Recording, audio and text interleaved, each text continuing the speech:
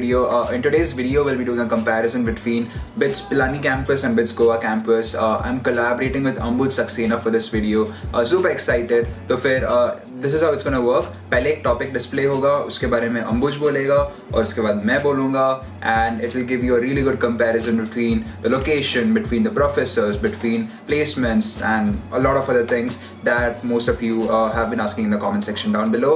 Really excited for this one, and also do let me know अगली बार क्या देखना है comment section में. Please comment करो, and yeah, also hit the like button for the YouTube algorithm. So hey guys, this is Ambuj Saxena from BITS Pilani campus. So the fests basically are the most awaited period at Pilani campus. हमारे यहाँ 3 major fest होते हैं. Cultural fest अलग होता है, tech fest अलग होता है और एक स्पोर्ट्स का फेस्ट होता है. And all are so glamorous. मैं यार किसी से कंपेयर नहीं कर सकता. Just to tell you the figures, our cultural fest Oasis is the second largest in India in terms of the funding the student organisation get after Mood India. बहुत सारे celebrities आते हैं यार हर साल. बहुत सारे डीजे नाइट्स होती हैं, बाहर के कॉलेज से स्टूडेंट्स आते हैं. सेम चीज़ हमारे टेक फेस्ट में भी होती है. फॉरेन कंट्रीज से भी रिसर्च ओरिएंटेड साइंटिस्ट वगैरह आते हैं, रोबो वॉर्स वगैरह, जो भी आप सोच सकते हो. ऑल दो स्टेप्स गो ऑन. ये तो यार मेजर फेस्ट हो गए. इसके अलावा बहुत सारे छोटे मोटे फेस्ट चलते रहते हैं. फॉर एग्जांपल लीडरशिप कॉन्क्लेव्स हो गए, एंटरप्रेन्योरशिप सेल जो कॉन्क्लेव्स कराते हैं वो होते रहेंगे, छोटे मोटे कॉम्पिटिशन, बसंत बुक फेस्टिवल, ऐसे बहुत सारा कुछ ना कुछ चलता रहता है. सो you can imagine that in every 2 months, in every 2-3 months we have a mini fest kind of thing at our campus, and we all keep waiting for that period because it is when our classes are off and we can fully devote our time to enjoyment and fun.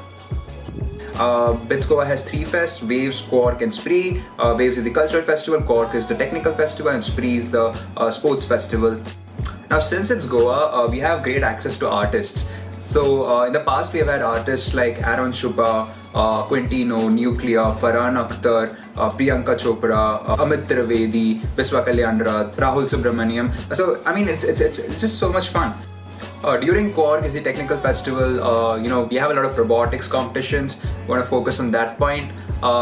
We have a robotics club in BITS Goa, and it's called ERC, Electronics and Robotics Club.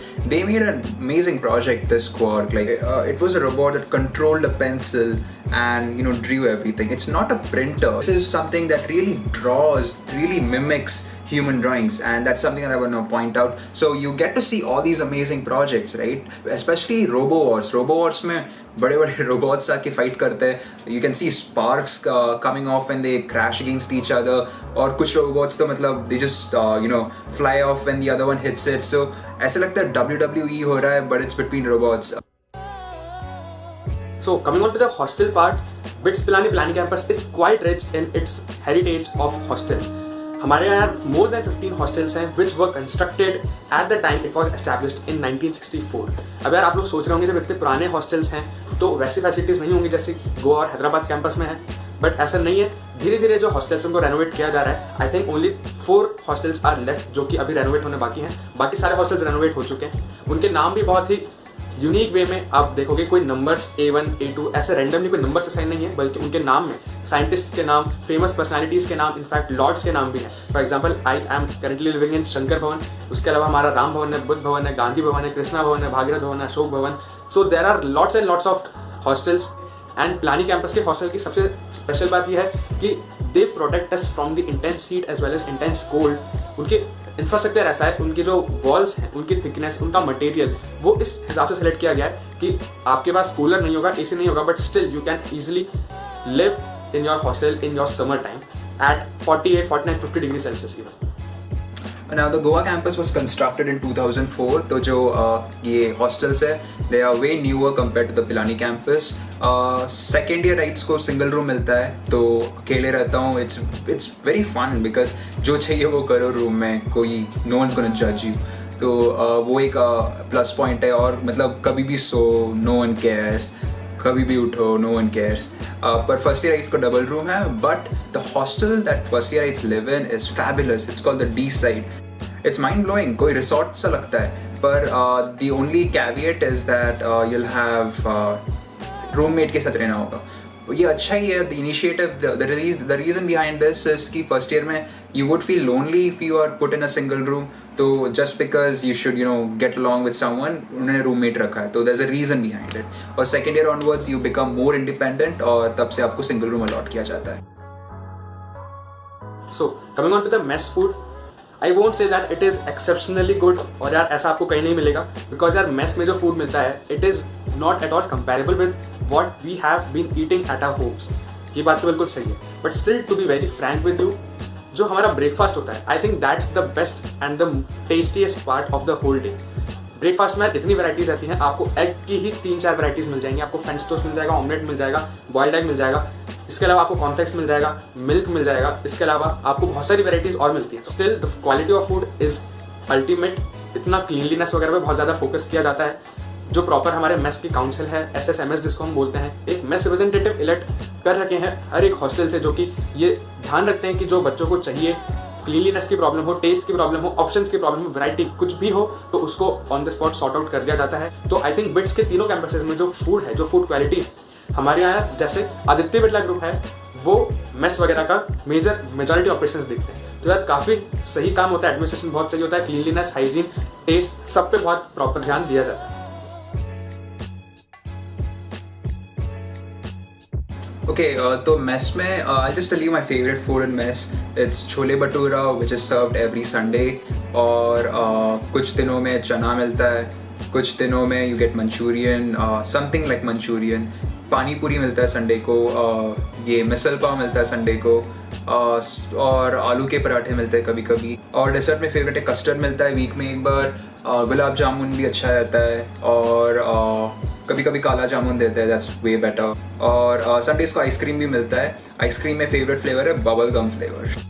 एक और चीज़ बोलना भूल गया मैं, ये fest के वक्त बहुत सारे फूड स्टॉल्स आते हैं कैंपस के अंदर, तो दे सेट अप अच्छा सा एक स्टॉल, और वहाँ पे you can get things like Dunkin Donuts, Keventers, Belgian waffles, Subway. So जो भी चीज़ें मतलब यूजुअली कैंपस में नहीं मिलती है, वो सब at this point you can get it. वैसे सबवे तो मिल जाता है, there is a place called Sub Spot in BITS Goa जहाँ पे आपको सबवे मिल सकता है, but apart from that Dunkin Donuts वगैरह कैंपस के अंदर नहीं है, तो during this fest those guys come up. बहुत सारे फूड ट्रक्स आते हैं, तो खाना जो है फेस्ट के वक्त वो इट जस्ट एलिवेट्स एंड बहुत कूल सा रहता है। और प्लस गोवा में बहुत सारे रेस्टोरेंट्स भी अच्छे अच्छे, तो even they come and set up the stalls. One of my favourites is Swing by the Bay, do check it out, it's in Goa.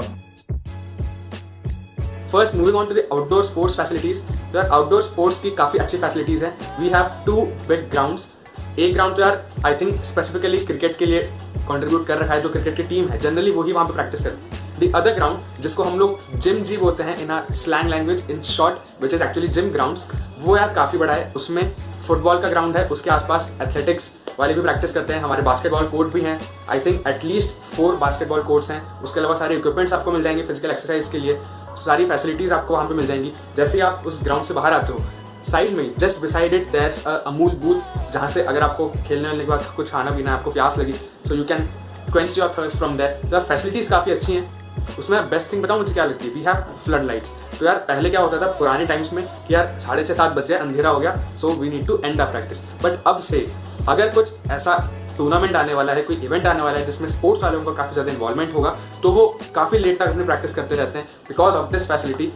Now coming on to indoor facilities, sports के लिए यार हमारा एक sac है, student activity centre, जैसा कि बाकी colleges में भी होता है। वहाँ पे आपको as usual table tennis, badminton और जिम से related equipments, martial arts, in fact बहुत सारी फैसिलिटीज़ मिल जाती हैं। और ऐसा कोई डिफरेंशिएशन नहीं है, बेसिकली स्टूडेंट्स और प्रोफेसर्स एक ही जगह पर आके खेलते हैं। तो बहुत बार ऐसा होता है कि मैं बैडमिंटन खेलने जा रहा हूँ, मुझे वहाँ मेरे कोई मैथ्स के प्रोफेसर मिल गए, तो मैं उनके साथ खेलने लग गया। बहुत क्लियर, कोई डिमार्केशन नहीं बना रखा, बहुत अच्छी बॉन्डिंग रहती है, सब आपस में खेलते हैं। बहुत आई फॉरगॉट टू मेंशन कि टेनिस का भी बहुत अच्छा अरेंजमेंट है जिम जी में। सो अगर आप एक स्पोर्ट्स लवर हैं और किसी भी स्पोर्ट्स में बहुत ज़्यादा पैशनेट हैं, then you do not need to worry, क्योंकि पिलानी कैंपस में you would shortly be getting all these opportunities.